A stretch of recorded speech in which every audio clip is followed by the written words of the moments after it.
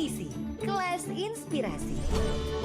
Rencanakan masa depanmu di Kelas Inspirasi. Belajar di Pro 2 Kelas Inspirasi.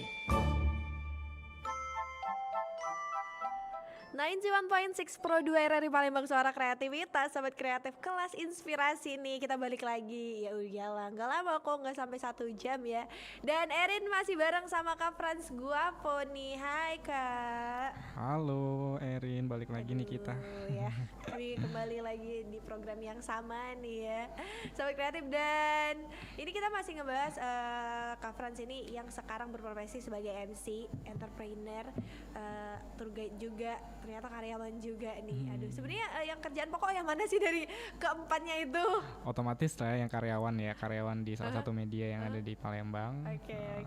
Jadi yang pokoknya banget karyawan ya. Iya. Oke, kalau kayak gitu. Tapi Kak Franz tadi bilang yang Kak Franz tinggal sendiri. Emang asalnya dari mana sih Kak? Aku dari Betung Banyuasin Erin. Oh, Masih kawasan Sumatera Selatan sih, kawasan Kota Palembang. Tapi agak jauh ya. Iya, kurang lebih 2 jaman lah dari Kota Palembang.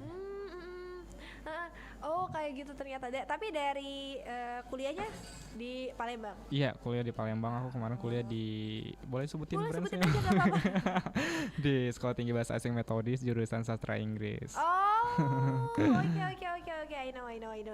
Di sana ya. Iya. Ikut SMA 3. Iya benar sekali Erin. Kita sebutin aja gak apa-apa.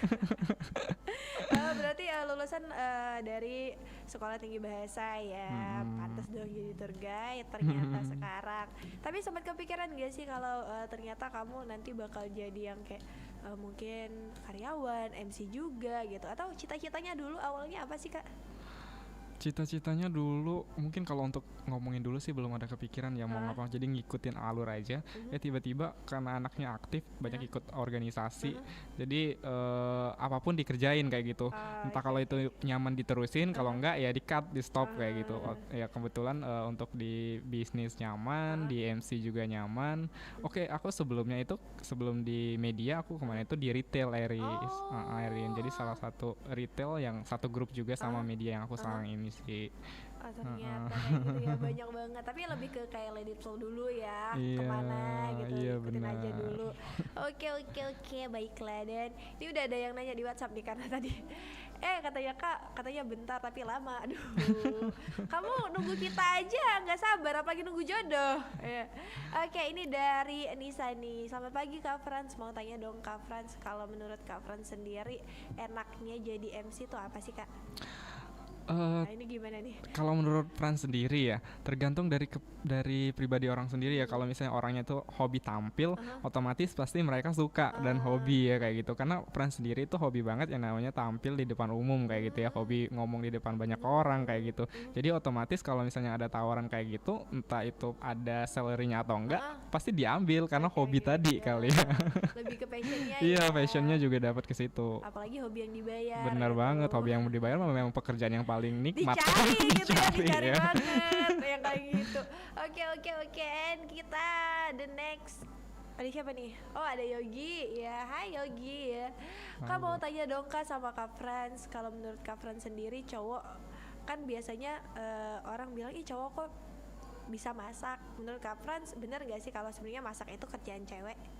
Halo Yogi ya, saya sapa dulu nih si Yogi. Kalau menurut aku sih nggak cowok nggak cewek sih ya, mereka punya keahlian masing-masing. Kalau kita melihat sih malah di restoran-restoran mewah, di hotel-hotel itu banyak chef-chef itu cowok semua rata-rata ya. Karena menurut aku cowok itu kalau untuk masakan mungkin lebih enak karena mereka lebih teliti nih, lebih teliti dengan bumbu-bumbu apa saja kayak gitu, lebih bersih juga kerjaannya. Jadi otomatis menurut aku ya, pandangan orang memang kadang-kadang ada yang nggak bagus ya, aduh kok cowok hobi masak kayak gitu ya. Tapi kalau untuk di era sekarang mah mau cowok mau cewek ya sama aja kayak gitu, selagi kita nggak berperilaku sebagai cewek seperti cewek kayak gitu ya. Kalau misalnya untuk pekerjaan ya masak ya enak sih, asik. Ya Karena kan? emang mungkin masak emang skill dasar ya. Iya. Semua manusia juga emang harus bisa Harus masak. bisa masak, karena maka semuanya malah kebanyakan cewek yang nggak bisa masak. bener-bener. Tapi jujur entah kenapa ya masakan teman-teman cowok Erin juga emang lebih enak Iya, daripada masakan bener. Erin sendiri gitu.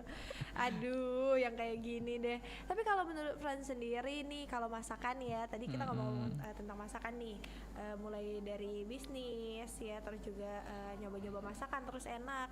Emang punya darah dari ibu yang emang suka masak gitu, emang pinternya masak, atau kalau kayak orang dulu bilang orang di daerah panggung nih kalau ada acara-acara kan gitu yang suka ngehandle makanan, kan dulu nggak ada yang namanya catering gitu.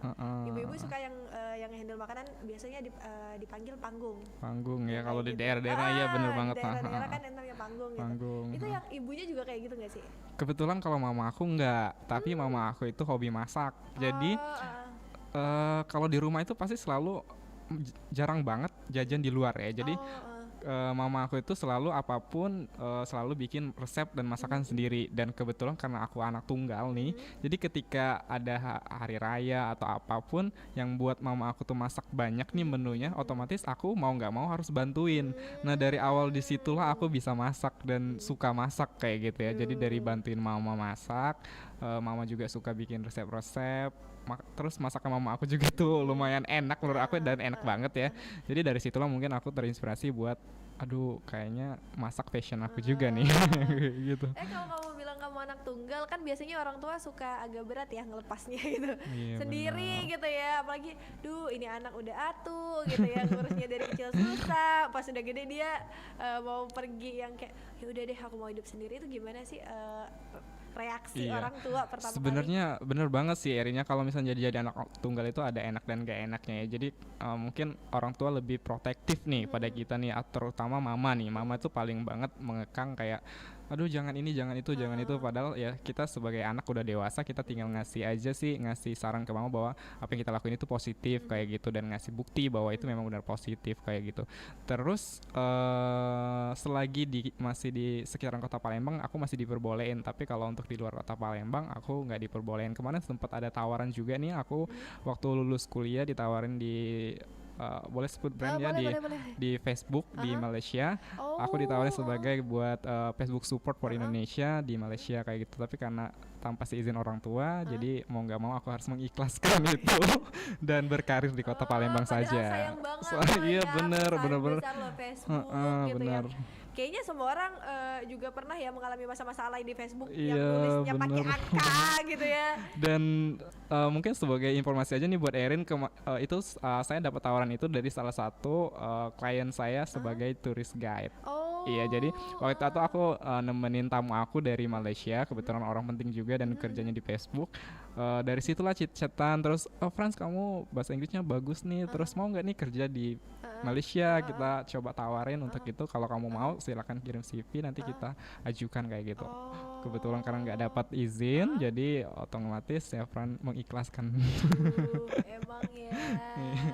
Kalau tour guide tuh ketemu sama Iya, orang banyak yang kayak banget gitu ya. relasi, banyak peluang di situ kalau kita bisa menghandle-nya kayak gitu. Bener.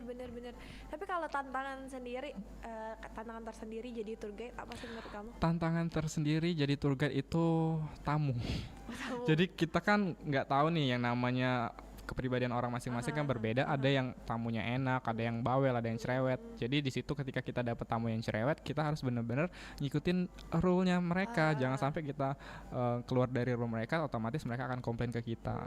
Ya kayak gitu. Kadang-kadang Fras juga pernah sampai nangis gara-gara dikomplain sama tamu. Kenapa Waktu itu Frans bawa tamu dari Palembang mau ke Bandung, tiba-tiba ternyata terjadi kemacetan di pelabuhan gitu ya. Terjadi pelabuhan itu, tapi si tamu tersebut komplain, pokoknya besok saya harus datang ke Bandung pukul sekian-sekian. Nggak mau tahu, kalau kamu gimana sih kok jadi ini nggak becus banget, harusnya kamu bisa dong punya alur-alur biar kita lebih cepet kayak gitu. Padahal kan memang otomatis itu memang lagi nggak bisa banget kayak gitu, nggak ada celah banget. Syukurnya alhamdulillah kita datang tepat waktu kayak gitu.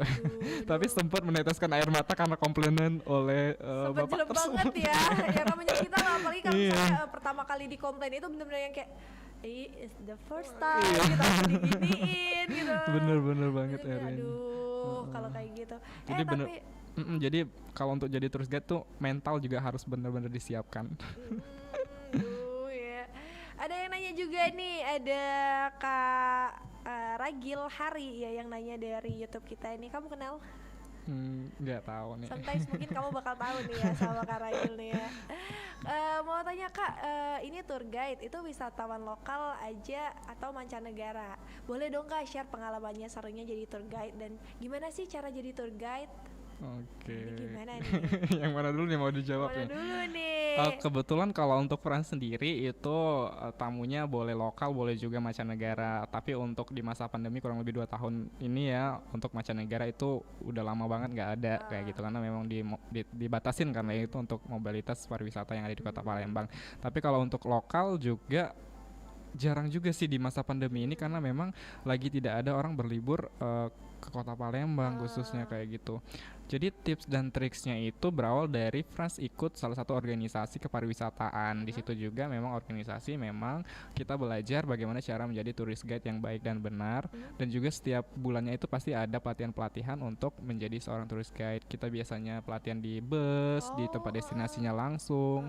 Jadi otomatis kita kalau misalkan nggak ada tamu tetap ilmu kita, fondasi kita tetap diasah terus setiap bulannya kayak gitu. Jadi ketika misalnya memang udah ada perhelatan akbar atau apa yang dibutuhkan tourist guide, otomatis kita nggak canggung lagi, product knowledge-nya tetap masih ada nempel di otak kayak gitu ya. Itu kamu bisa ke tour guide itu kamu dari agent travel atau dari teman nih?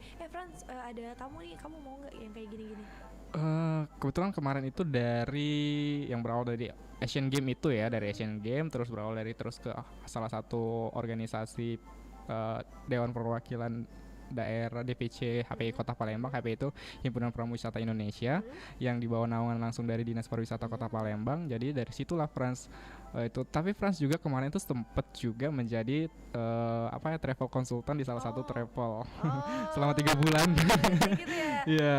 Jadi untuk di industri travel France juga udah agak tahu lah ya sedikit banyaknya mengenai perindustrian di tour and travel. Duh, oke. Kayaknya seru nih Sobat Kreatif, kita bakal bahas seputar tour guide aja deh. Tapi bentar, tahan dulu deh. Kamu bisa tanya-tanya langsung, kirim pertanyaan kamu ke WhatsApp kita 0857 25 916, atau kamu juga bisa langsung ya kirim di laman YouTube kita. Kita lagi live streaming di YouTube RRI Palembang. So, stay tune terus di 91.6 Pro 2 RRI Palembang, suara kreativitas.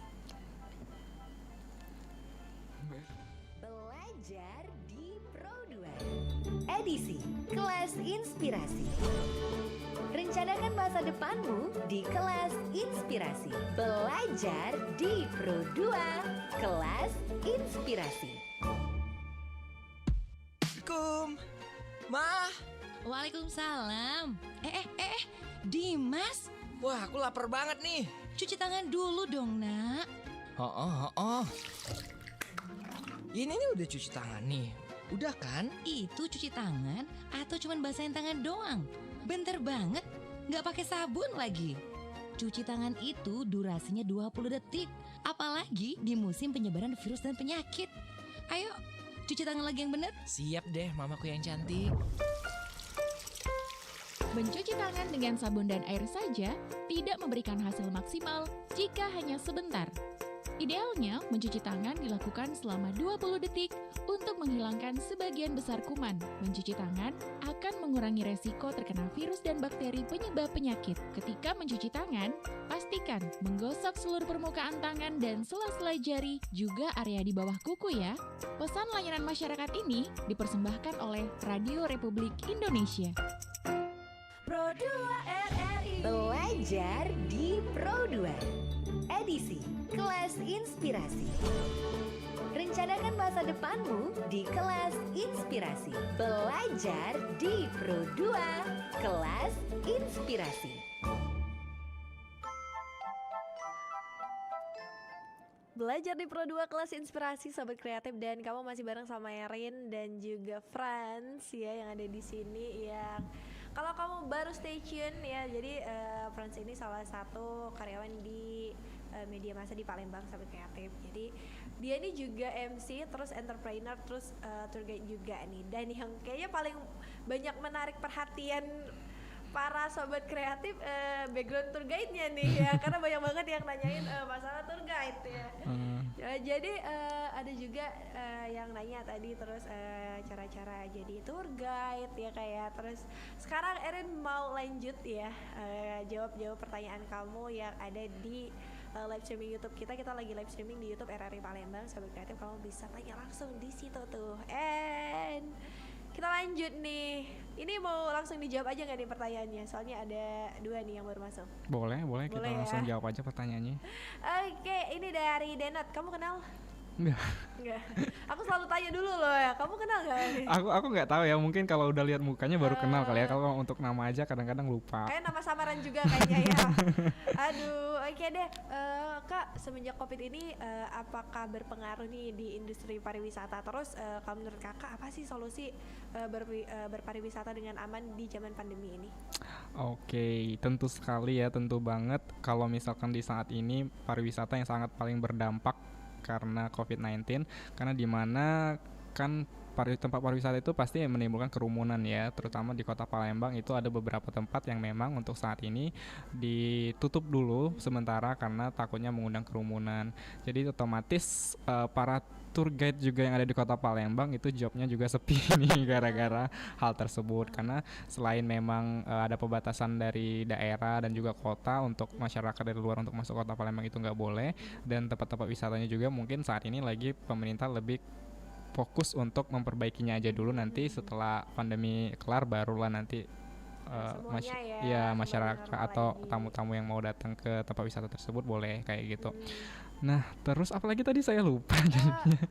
Menurut Kakak solusi berpariwisata dengan Oh iya, aman nih solusi di zaman berpariwisata pandemi? yang aman untuk di masa pandemi ini.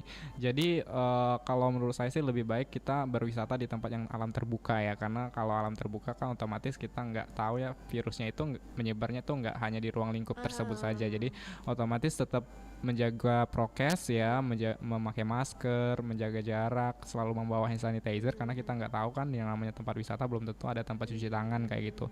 Jadi harus tetap selalu senantiasa bawa hand sanitizer dan juga bawa masker karena untuk persediaan kan kayak gitu. Itu aja sih, sama kalau bisa disemprot-semprot dulu sebelum kita duduk di tempat yang pengen kita duduk biar nggak ada virus yang menempel di tempat tersebut kayak gitu. Mencegah lebih baik daripada Iya mengobati benar ya. sekali, apalagi kan sekarang untuk varian Delta itu udah Banyak mulai banget. masuk ya di Palembang, itu katanya juga lebih berbahaya daripada varian yang lama kayak gitu. Jadi otomatis kita lebih harus menjaga kesehatan untuk di saat ini. Oke. Dan ngomong-ngomong varian virus Delta, Sobat Kreatif, Eren juga mau ngingetin kamu ya, kamu kemana-mana hati-hati, terus jangan lupa pakai masker 2 lapis. Ya. Benar sekali Erin. And next ada Om Boy Saputra, mau tanya dong sama Mas Frans ya. Aduh, kayaknya aku tahu ya oknumnya ya. Kayaknya aku tahu nih oknumnya langsung ya.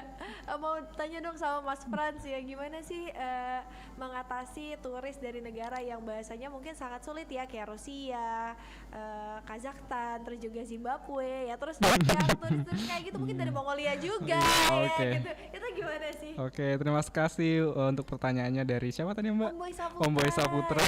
Terima kasih banyak untuk pertanyaannya. Erin, kebetulan aku juga pernah bawa tamu dari Kazakhstan waktu itu. Iya, benar. Ya, jadi Kazakhstan mereka sedikit banyak bisa bahasa Inggris. Ya, jadi kalau untuk menurut aku sih tips ketika kita bawa tamu yang memang tamu tersebut nggak bisa bahasa Inggris, kita mau nggak mau kita harus pakai gesture ya, bahasa tubuh, bahasa isyarat kayak gitu. Karena dengan demikian pasti mereka juga paham. Karena menurut saya kebanyakan juga orang luar itu nggak banyak ngomong kayak orang Indonesia. Jadi jadi biasanya mereka itu ngomong ketika mereka ada perlunya aja. Misalkan mereka mau tujuannya kemana, mereka mau makan apa, terus apa yang mau mereka lakuin. Paling itu aja yang mereka omongin. Jadi kalau misalkan kita nggak bisa nih bahasa mereka, otomatis kita menggunakan gesture tersebut kayak gitu. Kita tinggal mengarang-arahkan aja kayak gitu. Otomatis mereka juga paham dan ngerti kok. Dan kebanyakan juga biasanya orang yang traveling ke luar dari negara mereka, otomatis mereka bisa bahasa Inggris walaupun itu masih fasih kayak gitu. Jadi kalau untuk yang simple-simpelnya pasti mereka tuh paham. Tapi sempat pernah miscommunication juga nggak sih? Yang kayak kamu ngomong apa, mereka nangkepnya apa nih? Kalau untuk miscommunication sih belum ya, paling kayak kalau misalnya kita mau jelasin makanan itu, makanan agak susah sih, kita harus jelasin dari rasanya, dari bahannya segala macam, itu yang kadang-kadang bikin sulit kayak gitu. Dan kebanyakan orang luar itu dengan tes masakan kota Palembang itu kurang suka karena pedes ya kali ya. Jadi ada beberapa mereka itu nggak suka dengan kayak cuko, kayak makan-makanan yang di Palembang itu yang bersantan-santan itu mereka kurang suka.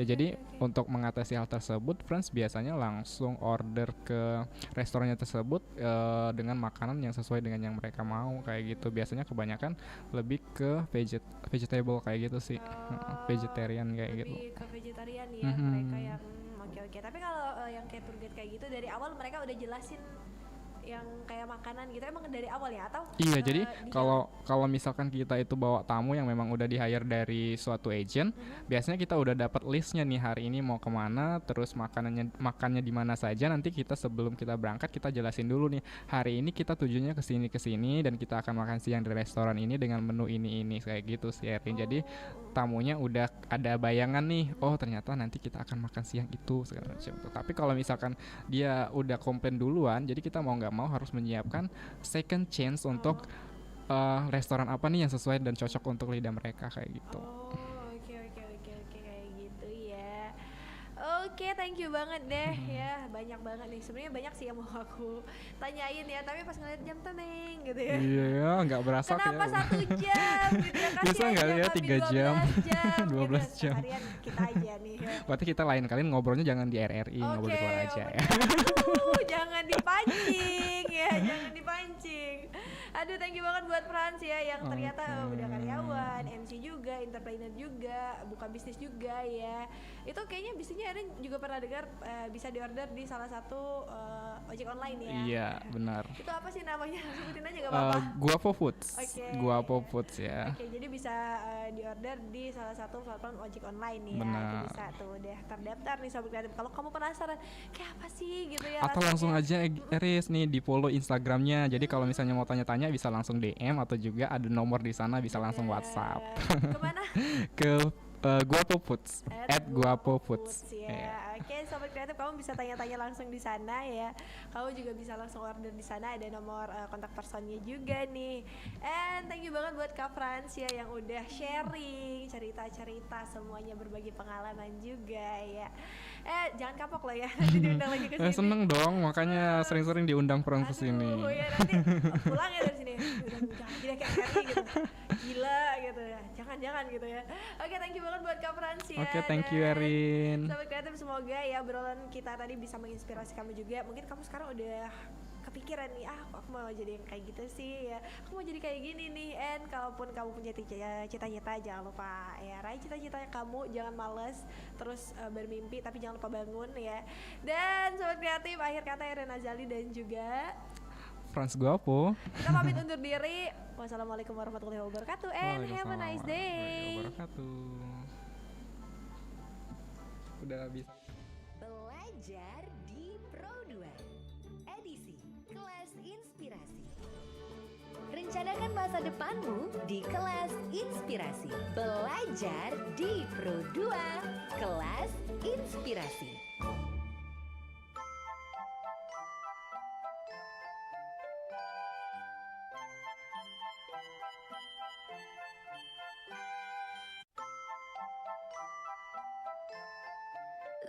Hey, what's up? This is Jonas Blue. What's up, guys? We're Jack and Jack. Let's get it. We gonna ride till we fall.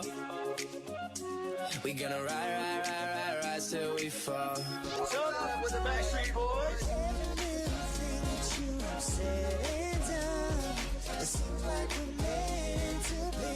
Saya Tulus. Manusia kuat. Itu kita, jiwa yang kuat. Itu kita. When we hit the bottom, nothing gonna stop us. Riding to the top of you. We gonna ride till we fall. Pro2 FM. Manusia kuat.